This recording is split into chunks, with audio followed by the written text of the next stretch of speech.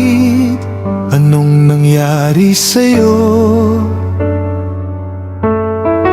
Bakit bigla kang naglaho?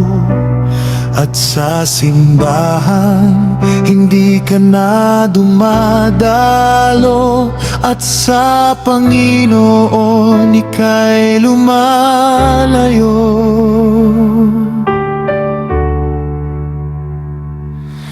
Kapatid, tandaan mo, mahal ka ng Diyos.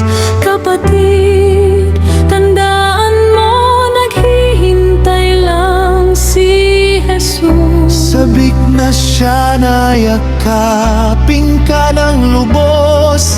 Kapatid, bumalik ka na sa Diyos. Huwag kang